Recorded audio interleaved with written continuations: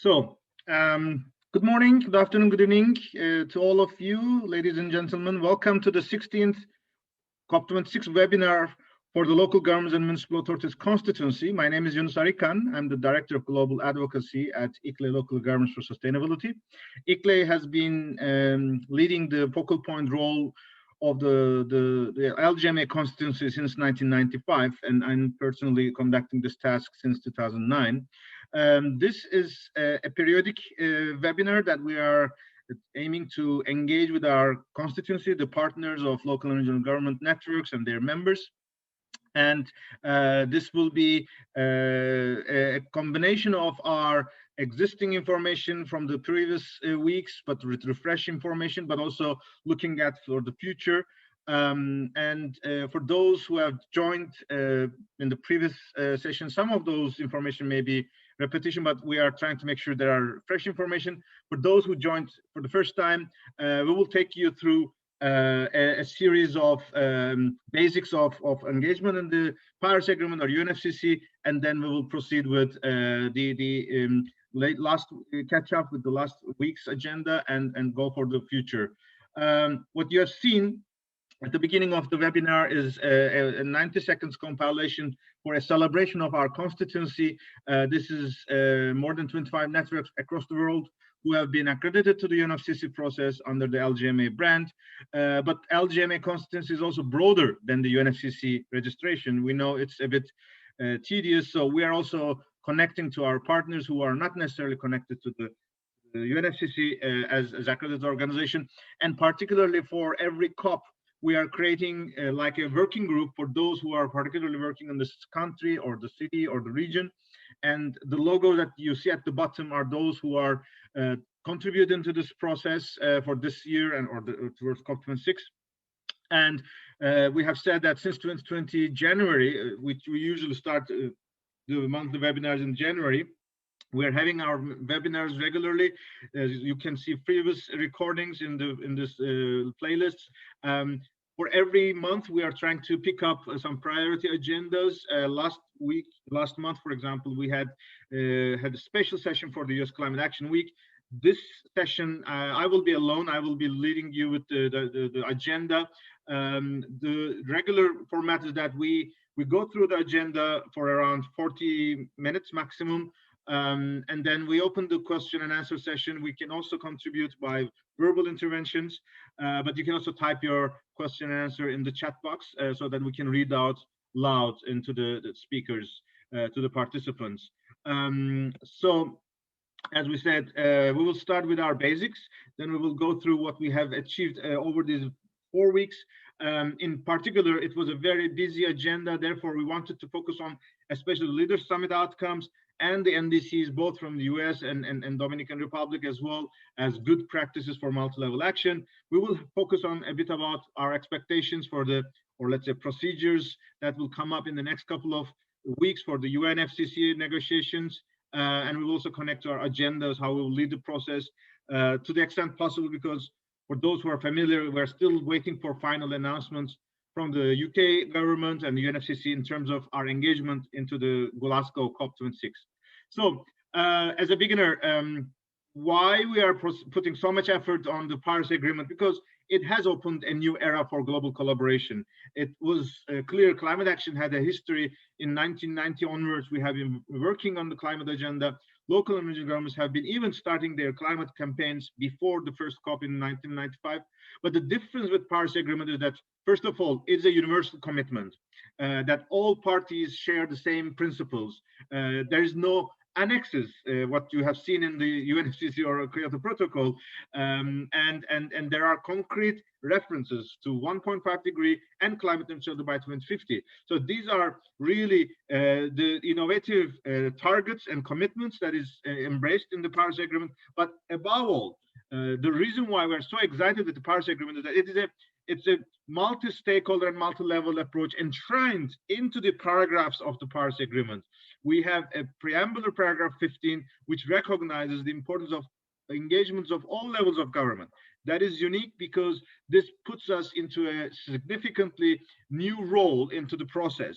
And that also touches upon the other stakeholders. Therefore, with the Paris Agreement entry into force, which was one of the rapid processes, there are missions or responsible for national governments, local and regional governments, and other stakeholders. For national governments, the first and most important mission is that we are all aware the first phase of Paris Agreement implementation plans, which are called nationally determined contributions. In fact, none of the first ones fit for Paris Agreement. It is not an assessment, it is a fact. Why? All the first NDCs were developed before Paris Agreement was adopted. You remember those preparations in the last days of the Paris COP.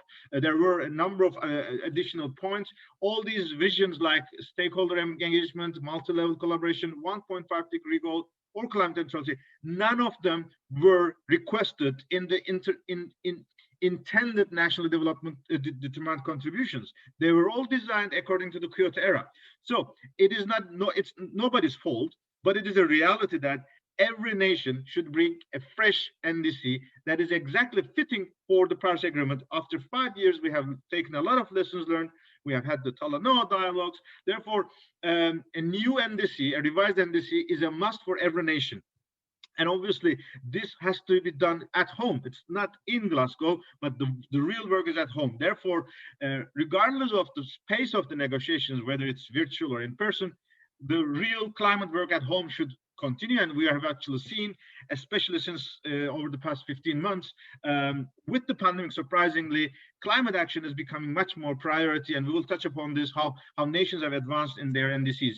Local and regional governments, once again, in the past, for 20 years, we were positioning our commitments, action plans as a voluntary contribution. And in fact, it was like that. But with the Paris Agreement, the fact that we are enshrined in the document, we are now obliged, we have a responsibility, we have a duty to reflect the principles of Paris Agreement on climate neutrality, 1.5-degree, into our municipal and state and regional plans. Therefore, coming with climate neutrality targets, adopting climate declarations, or having 1.5-degree goals in the municipal strategies is something that we have to do. And of course, it is the sooner the better, because then we can plan accordingly. And there is also a huge discussion that climate action is not just an engineering solution. It is not just a technological work. The 1.5-degree world is significantly different than what we are living in. Therefore, we need everyone on board. All those who have been suspicious, all those who have been concerned about climate action should also be convinced. They should be sharing the benefits of a new civilization, low carbon economy, and that they also support this transformation. So that is a task for all of us.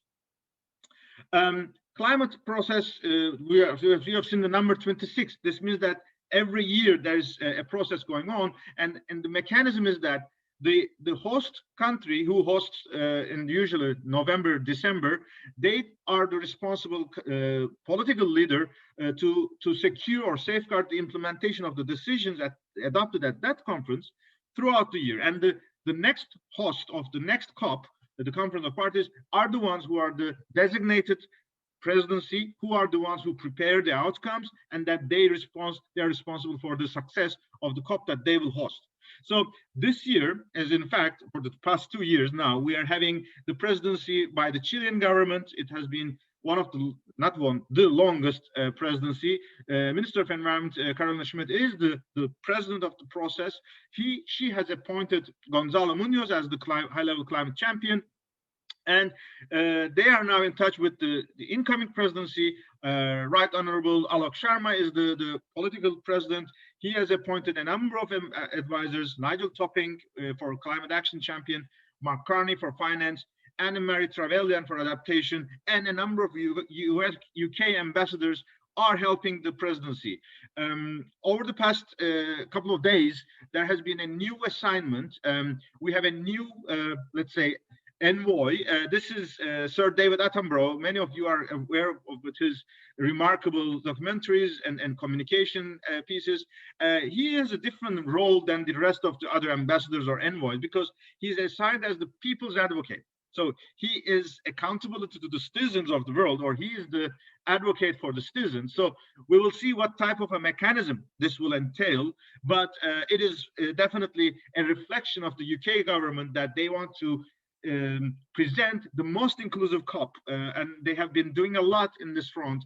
They have created a Friends of COP for the last 1 year or so. We have a local government representative, the mayor of Los Angeles, Eric Garcetti, as in his capacity as C40 chair, is part of this Friends of COP. But the UK also has additional councils, for example, Cities and Regions Advisory Council. These are the UK, the cities and regions in the UK, from England, from Northern Ireland, from Wales and Scotland. They have a special group of mayors and metropolitan leaders. Obviously, since the 6th of May, they have been refreshed with their councils or governments there. Obviously, this body will also speed up their work. There's another body called Devolved Administrations Ministerial Advisory Board, which is the 4 administrations in the UK. There's also a civil society and youth advisory group. I was invited in my capacity as LGMA focal point. Obviously, neither ICLE nor local governments are members of civil society. We are publicly accountable bodies. Our constituency is different from civil society. And I personally am not a youth delegate, unfortunately, anymore. But it is good to be in touch with different constituencies. I am able to share our inputs, and we are also hearing the updates from the presidency. So this interactive communication among those different constituencies is also helpful. Meanwhile, we also are regularly having consultations among the constituency focal points. So every year in between, there was a planned May or June session. Last year, these were all held virtual and there were no negotiations.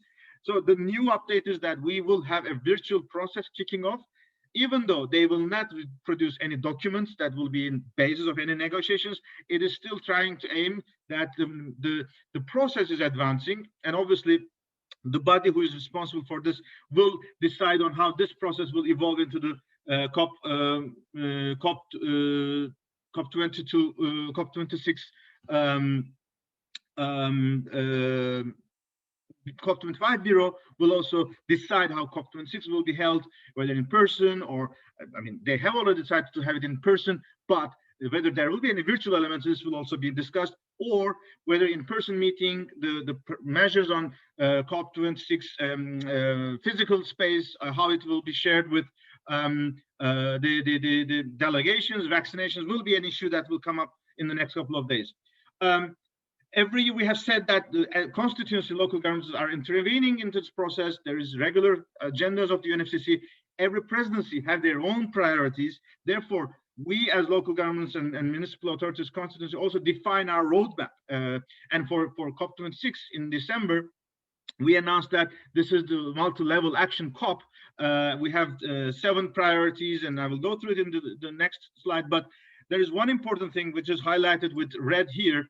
At the beginning of the year 2020, the UK presidency has announced 5 priority themes. They were announced as nature, adaptation, transition, road transport. Last week on Friday, the UK COP26 president Alok Sharma have announced his own 4 revised goals.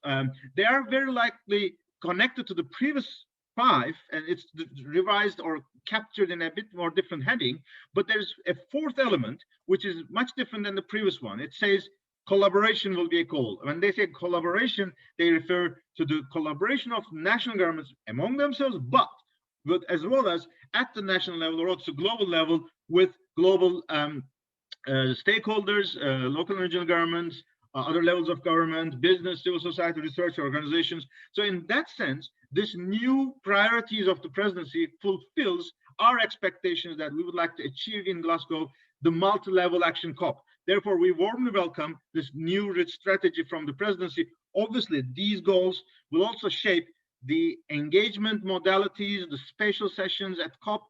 We have already seen it with the races and breakthroughs. So we were very happy that this collaboration is now at the fore of the COP priorities from the presidency. We have been developing our strategy, the roadmap for the past 15 months on 4 main elements, which is the Paris Agreement, which is raising ambition and multi-level action, then accelerating climate action regardless of the Paris Agreement, but especially connecting to other elements like nature, circular economy, but also connecting to COVID-19. And we are trying to expand the basis of climate stakeholders. It's not always this hardcore mitigation-focused ministers like ministers of energy, finance, agriculture, but we also would like to bring new other spheres of government like ministers of urbanization, ministers of culture, ministers of youth or family, and finally, whatever we are achieving, we would like to make sure that this new wave of the Paris Agreement, the second phase, is developed in climate justice and social equity principles. So we're working in the Marrakesh Partnership, but also we're lucky that our host government, host city, Glasgow, Scottish government, the UK, they're all particularly focusing on climate justice. Therefore, we are expecting this will be one of the biggest outcome of the COP in Glasgow as well. And we are preparing along these lines. Over the past 2 months, we were saying that there will be some game changers. This will be the 22nd of April, the Earth Day, but the events around it. The biodiversity negotiations have also are advancing. Especially, we have an Edinburgh process, which is another UK initiative that has been much more stronger in terms of engagement of local energy governments. We can benefit from this, and our collaboration with UN Habitat, and especially their call for an urbanization minister, is becoming much more shaping, taking more ground. Therefore, these will be changing the success or even the space of our success into the process. I will try to go through this, some of the highlights. As we said, this doesn't capture all the updates of the past 4 weeks. For those who are receiving our LGMA mailings, they have received all the links. They have been receiving other updates, but I wanted to capture here the most highlight and the most relevant ones. Let's start with the Leaders Summit on Climate that is hosted by US President Biden on the 22nd and 23rd. It was impressive in terms of the number of leaders attending. There has been a fact sheet that captures all the announcements, all the outcomes. In particular, in the case of US, we are happy to see US committing to join the race to zero, to support the stakeholders joining the race to zero, and they also have demonstrated that they will reflect this into their homework as well at the national level. Before the Leaders Summit, there was an agreement, or there was a partnership announced at the US-Japan summit 1 week before. President Biden and Japan Prime Minister Suga have announced a climate partnership agreement, which included a very important statement that those two countries will be supporting globally the subnational action, which is, of course, a very powerful statement for us. We have been working with a number of friends of multi-level action in the UNFCCC. Many of the COP presidencies have been supporting our work, but such a strong statement in a bilateral partnership is, of course, very powerful for us. It will strengthen our work. Therefore, we are very hopeful, ICLE, both at work at the national level in the US and Japan, but also other networks, and collectively we will make sure that this commitment is rapidly implemented with the US administration, but with the US stakeholders, the Japanese government, Japanese Minister of Environment, and Japanese networks as well. Meanwhile, as part of the Leaders Summit on Climate, there was some announcements from some countries in terms of raising ambition. One of them was significant for local action or multi-level action, and that came from Japan, which for us, it was not a surprise, but still it's good to see. As long as you don't see the lines, you can never be sure of what can happen. Prime Minister Suga have announced that as part of 2030 commitments of Japan for 46% or 50% up to reduction compared to 1990 levels or 2018 levels. Sorry, I think it was 2013 levels. They will work with 100 local and regional governments so that they will also make sure they have the 2030 commitments. This is extremely important because we have seen over this past months the Japanese cities and prefectures have been committing to the level of 90% of the population of Japan is now covered with this commitment. That it's more than 300 cities and prefectures. So Japan will approach the primarily 100 of them, and we are expecting that over the next weeks until the full NDC is announced, we may even expect this number to be increased so that the Japanese NDC approaches closer to 50%. So this will also be a demonstration how bottom-up commitments of local and regional governments can feed into raising the national ambition. And in that sense, we were excited, and we were desperately looking forward to the NDC from US. We were expecting that this will be a very significant one, and we are very happy to see that when on the 22nd of April, when they announced the US second NDC, it was a remarkable, it was a landmark, it was primarily a let's say success story in terms of multi-level action. Even on the website of the White House, you can see in the fact sheet that it already says that this NDC builds upon the existing commitments of the US cities, counties, states, tribes. That is like music to the ears of many of the local governments across the world.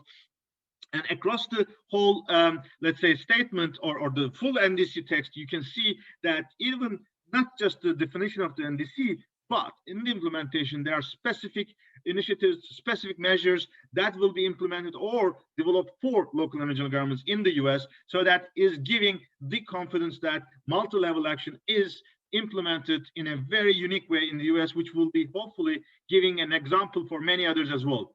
I see one. There's a comment from Agat on the, what are the odds of Japan enhancing their NDC to 60%? Analysis shows that anything else is insufficient. Are they considering that? Agat, I don't know. I mean, obviously NDC is beyond local and regional government's contribution. You have to talk to business, you have to talk to industry, you have to talk to other sectors. So I personally, and I think our contributions in the Japanese NDC, I don't know how much they are considering this, but for us, we are always giving the message that the more you engage, you convince your existing 2050 targeted cities and regions, the more confidence you can build into the more ambitious NDCs. And I think this doesn't just limit itself to Japan. Maybe I can add this. For example, EU 55% target. There are evidences that European Union climate targets could also be much more higher, especially if they have benefited from the commitments of the European cities and regions, especially through Covenant of Mayors. So what you pointed out, that more ambitious NDCs is possible as long as they can bring their local and regional governments, especially both in their commitments, but also in their capacity to implement those goals, can apply to every country in the world. And in fact, this will be our next slide. What we have seen over these years, months, that there is a number of countries who are developing a number of different practices. And one of the most important experiences through NDC partnership, which has been launched as the Climate Action and Farm Enhancement Package. That was one of the initiatives at 2019 UN Climate Action Summit, and ICLE, as one of the first associate partners of NDCP, has been one of those partners in that process. NDCP process is working with around 70 countries across the world, Global South. There is a partnership from the Global North and Global South. Those countries, around 50% of those 70 countries, have a certain element of subnational action. And we, from our part as ICLE, we are engaged in 7 countries in Latin America and Africa. And Dominican Republic has been one of those front runners by benefiting from the NDCP experience. They have immediately revised their NDC. They have submitted an NDC in December 2020, which has been particularly much more stronger, bolder, because they have not been incorporated in the first one. The cities, they have now incorporated into the current NDC. They have particular reference to the collaboration with their associations of cities, association of councillors like ASODORE, the contribution of ICLE. Several cities have already started to commit to climate neutrality. So we are demonstrating Dominican Republic as a very good practice. Similarly, Peru also announced that their ambition is higher because of the 3 factors. One of them is engaging local and regional governments. Rwanda was another example in Africa, that they have also come up with the first African NDC, but it was very, very strong in multi-level collaboration. And this kicked off, in fact, with the presidency of the COP, which is Chile. Their NDC was one of the good practices because they already announced that 1/3 of climate 1/3 of their climate COVID recovery will go to climate activities, and this will be 1/3 will be to the cities and subnational actions as well. So that every nation, to their own administration and their own national, domestic, cultural, and social economic factors are defining their multi-level practice in a different way. But there is the one concrete outcome is that the more you engage your local and national governments, the better you can be, both confident that you can deliver your commitments, but even more importantly, you can be much more ambitious in terms of raising your ambition.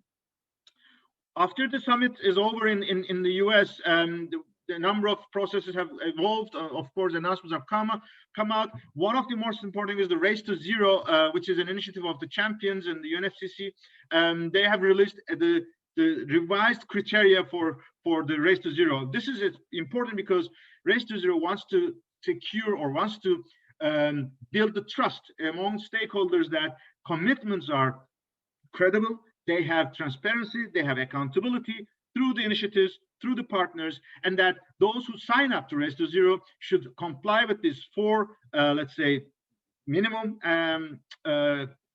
levels of commitments, which is pledge, plan, proceed, publish.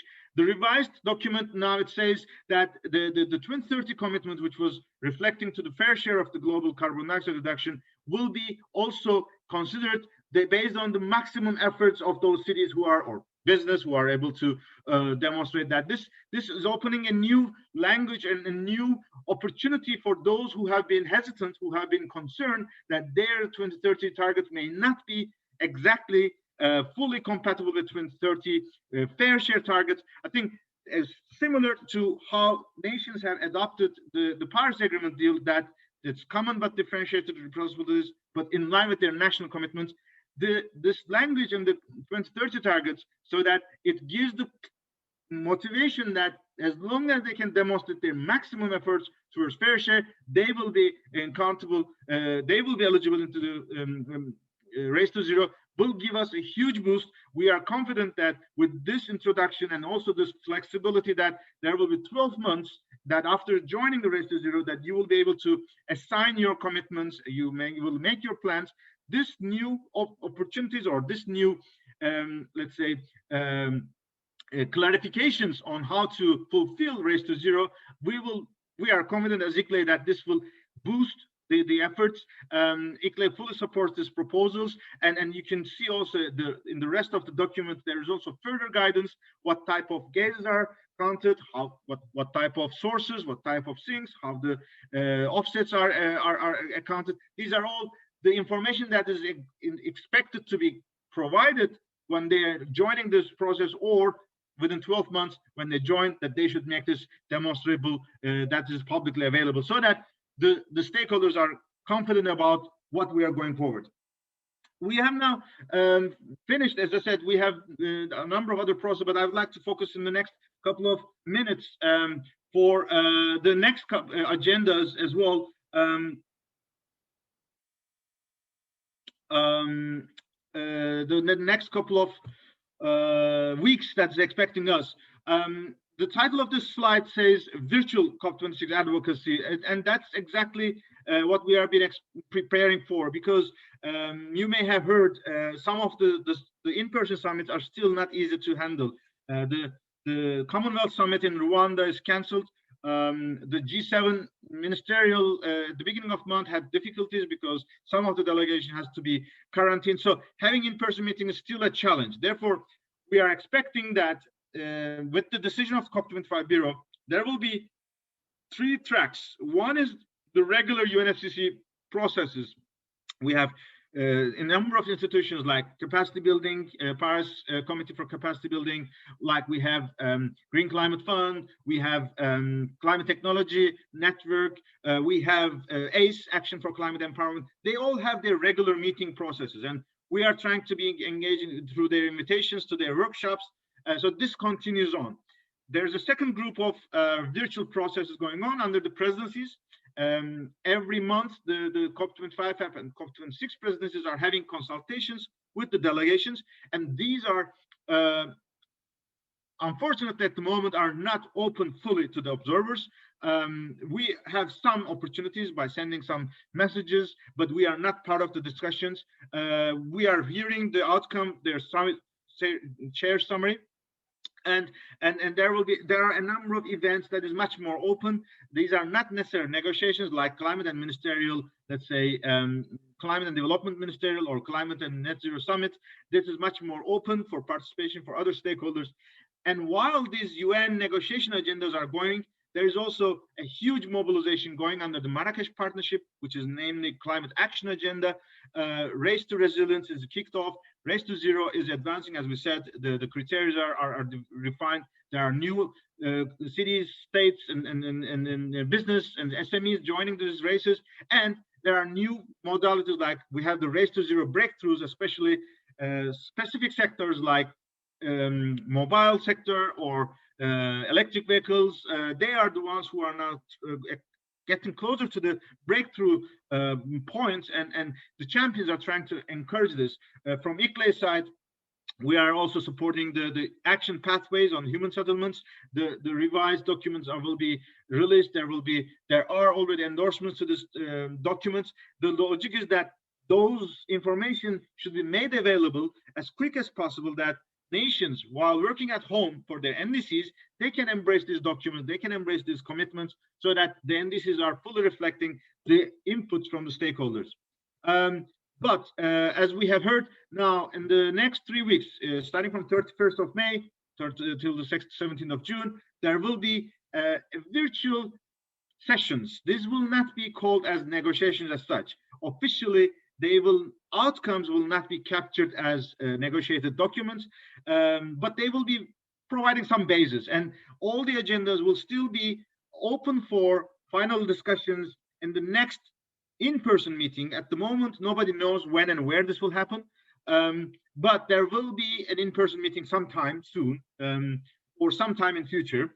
But this meetings in May and in June will be like keeping the momentum high, enabling the negotiators to come together and experience the culture of getting together in a virtual setting. This format is a bit different than last year. First of all, this is announced as informals. In the terminology of the UNFCCC negotiations, informals has a meaning. There are certain procedures that has to be followed. According to this now structure, the SB chairs have released their agendas, the modalities. The UNFCCC Secretariat also mapped out all the day by day what will happen. So there are certain principles that has to be abided by. First of all, the opening, closing, and stock-taking plenaries.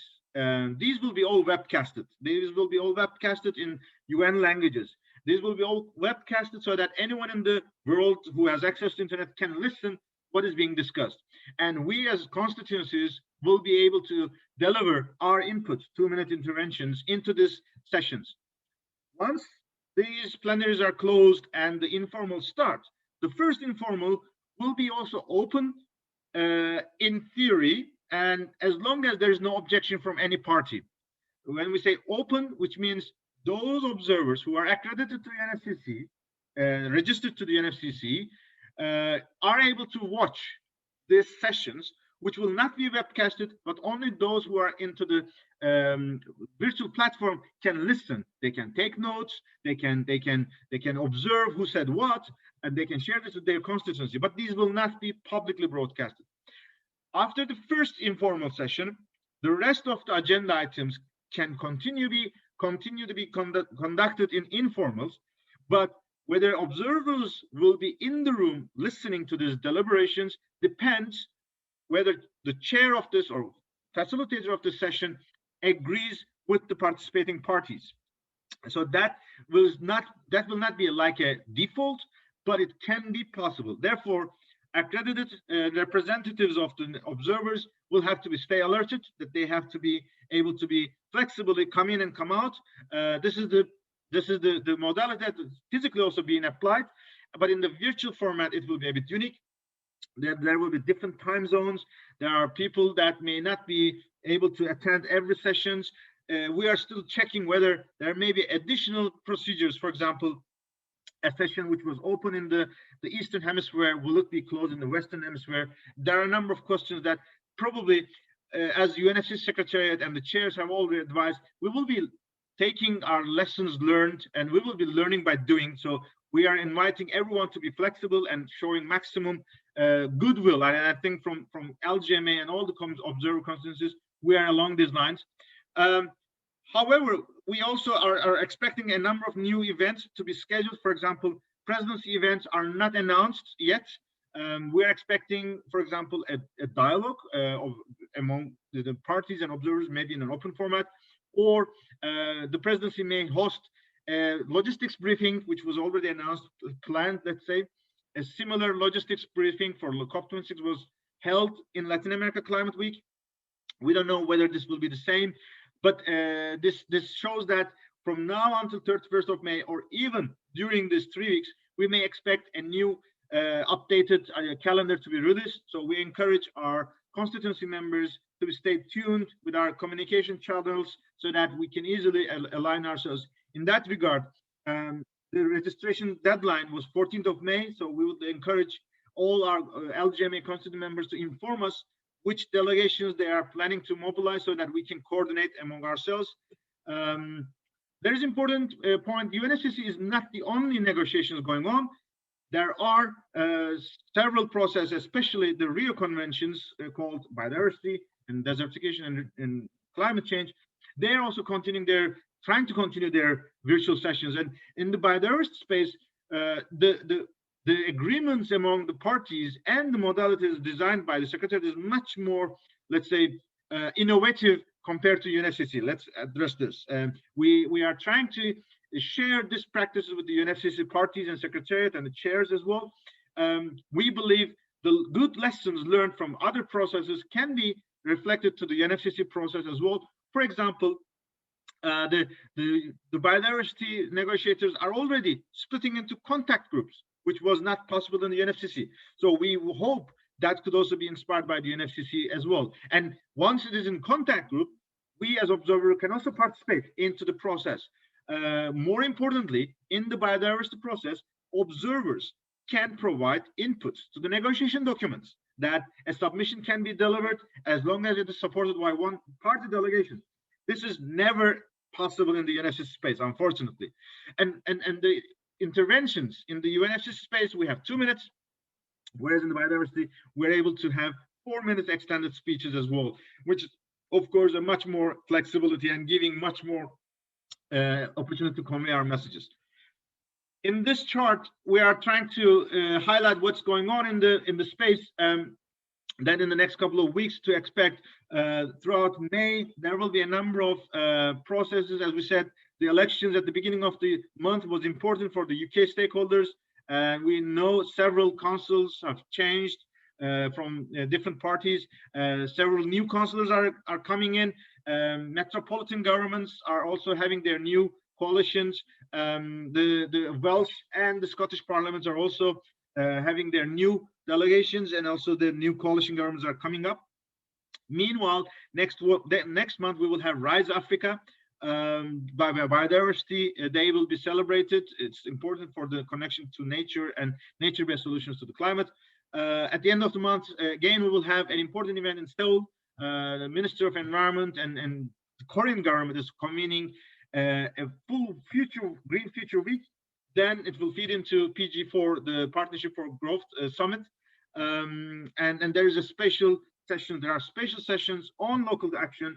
We are very proud of the mobilization of the Korean governments in the 2020, the way they have adopted climate emergency declarations. All local governments have adopted this. Then hundreds of them moved into climate neutrality targets, and now they are aligned with this new initiative called Carbon Neutral Cities Coalition. We are hoping that building on the commitments of the Korean president in climate summit, in Biden summit, there will be a new NDC. Hopefully it will have strong 2030 targets, and we hope local governments, just like in Japan, just like in the US, they may be strongly visible in the Korean NDC as well. In fact, we will have another agenda. The G7 climate ministerial will be taking place this week. We will see what outcomes can come up. In the next month, there will be 5th of June will be, of course, an important agenda because it will also be the kickoff for the UN Decade for Ecosystem-Based Restoration. There are several initiatives on G7 and G20 front. G7 summit is scheduled. It is presumably will be held in person. Unlike Commonwealth, which is addressing to around 60 heads of state, G7 is aiming for around 10 with guests. So we hope it will be manageable so they can handle this in the UK. G20 climate minister will be held at the end of the month. At the G7 process, for the first time, a cities track is being designed by UK core cities. They are reaching out to a number of cities. Urban 20 is planning to convene the Mayor Summit on 15th to 17th of July. And in July, the UK Net Zero Leaders Summit will also be held on the 13th of July. This will be the days after local government association will also have their own summit, which there will be the new councils and the existing ones will also be refreshing their hopefully climate commitments as well. In the end of August, we're expecting the milestone, which is 100 days to go to COP26.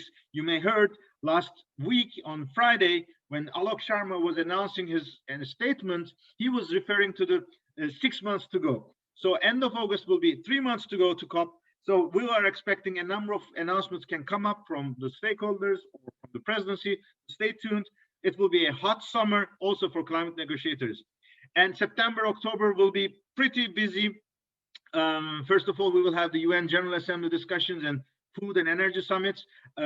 We will be watching a number of elections. One of them is the German federal elections at the end of September.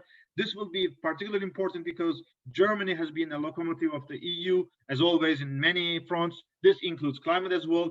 There are expectations that the next German government will have much more stronger climate commitments, and Germany will be the G7 presidency in 2022. So a refreshed, let's say, expectations from Germany could help a lot of, let's say, commitments in the EU level as well. End of September, we will have the pre-COP26 in Italy. As part of this, there will also be the second ministerial mayoral collaboration among the UN agencies and the networks.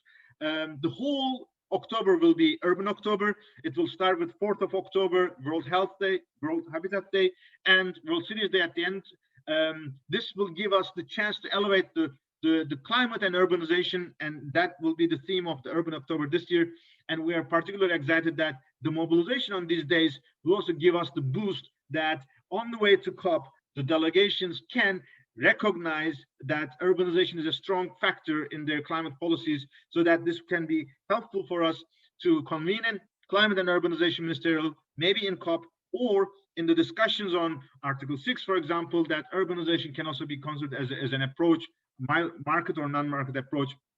In October, Innovate for Cities will also be held. TEDx Countdown will be held. And of course, the Biodiversity Summit will be held in October as well. And there is a strong expectation that the Local and Regional Leaders Summit will be there, especially for power with the Edinburgh Declaration. We're expecting a huge, a very visible, prominent representation of local energy governments. The host country, China, the host Kunming, is particularly very, very sensitive on that. So we will try to make sure the outcomes of this can also feed into the COP and our agenda for multi-level action COP in Glasgow as well. And of course, now we are preparing for an agenda this will be my last slide. As of today, knowing that the COP will still be in person for negotiators does not mean too much things for local and regional governments or observers, because it is still not clear in-person delegations will also include observers, or as Alok Sharma mentioned, there are special procedures for vaccinations or special measures. We still don't know whether such measures can also be offered to the participants of observers who are not necessarily negotiators, but they are a core element of the climate process. So we hope there will be several quotas that can be reserved for different stakeholders, including local and regional governments. However, despite all these efforts, we still believe the mobilization of local and regional governments may be 10% in person when you compare overall, 90% virtual. Therefore, we still would like to see all elements that is we have been planning for to appear, but the formats may be different. What are the basics? For sure, in the UNFCCC, Blue zone, we would like to have our pavilion. It will be the multi-level action pavilion. It will be, maybe depending on the conditions, the structure, the features may be different. So it may be much more flexible for the virtual connections, but still connected to the negotiators. In the green zone, with the UK stakeholders, UK cities, Glasgow, we will make sure there will be a strong presence of our constituency. And with City of Glasgow, at the Glasgow City Chambers and Scottish Government, we would like to make sure that we will have a regional leaders summit, local and regional leaders summit. The timing of those peak moments will depend on how UK and COP26 presidency will shape that 14 days. It's very likely that if the agenda is much more virtual, especially for our engagement, we can be much more flexibly come in and come out. But if this in-person planning is the one that will have to go forward, we have to be very careful when our delegations are arriving, how many, which diversity, how long they will stay, whether they will be vaccinated or quarantined. These are all the things we have to consider. But we will make sure whatever happens in Glasgow, our footprint will be strong and visible, that we will make sure the Glasgow will be the multi-level action COP as such. That is the end of my presentation. I see a number of questions raised by participants. I truly appreciate all their interest. I will try to go through all of them in this round. In case there are any participants who wants to address verbally, we can also unmute you. I believe Patricia can help us to do this. But let me read the points raised. We addressed Agathe Caviccioli. For those who are not familiar, she's our colleague from C40, but she's now also seconded to the champions team to lead the cities track, and we are actively collaborating with her, and she is taking our messages to the champions and vice versa, especially with Cities Race to Zero campaign and others. So thanks a lot for Agathe. I mean, if you wish, you can still contribute into the discussion about Japan and the sea. Chico, Eloise, the question is, will we undertake an overall review of how many NDCs submitted have involved or included cities and regions in their review? This would be power information for the COP. Definitely, and that is what we were trying to map. It was not systematic for this presentation, but we are more than happy. That will be the task of the working group. If you have noticed, in our strategy, the top priority for localization of the NDCs and Paris Agreement, we have to demonstrate this. You may recall NDC, urbanization in the NDCs was a guidance that was developed by UN Habitat last year. We may consider to map this up with GCOM, the Global Common of Mayors. We are working on regional and locally determined contributions. That could also be one of the tools. Definitely, by the time we reach the COP, we should be able to even make a traffic light mapping of which one is the best multi-level NDC, which one is promising, such as the case we have seen in the US, could be high-end, but there may be others a bit in the lower end. And this is not a name and shame, but rather to encourage to the others to do more and to make sure that we are monitoring and we are part of the process. So it's a great proposal. That was one of the outcomes of the working group, but we were more than happy if you can join us and we can make this together collaboratively. Flavio from ICLE Brazil. Cities are requesting for directions after the signature. Is there any plan already defined? Flavia from ICLE, South American Secretariat. Yes, we have the Cities Race to Zero website. It puts information about what happens after signature. Basically, any city who signs, they can develop their own 2050 or 2030 targets. There are cases like that, but if they need support, the Cities Race to Zero partners, C40, UCLG, ICLE, WWF, CDP, WRI, they are willing to help you, but you are also able to have your own, let's say, additional partners or stakeholders or advisors. There is not a fixed, let's say, process for that, but definitely certain offers are developed for some partners, from some of the partners. So I would suggest that we make this discussion among the Cities Race to Zero partners. Obviously, that is also connected to, let's be realistic, the financial resources and technical availabilities. Developing a 2030 fair share commitment, let's say, roadmap is not an easy task. In the US, for example, ICLE US is offering the Clear Path tool as a service to its members. There are some other networks, some other organizations who are offering such tools as well. Once again, cities do not necessarily have to follow this. They can also use their own resources, but it definitely needs additional human resources, financial and human capacities. Therefore, that was the whole purpose of making a campaign with all those partners so that we can unite our forces and serve to those interested cities.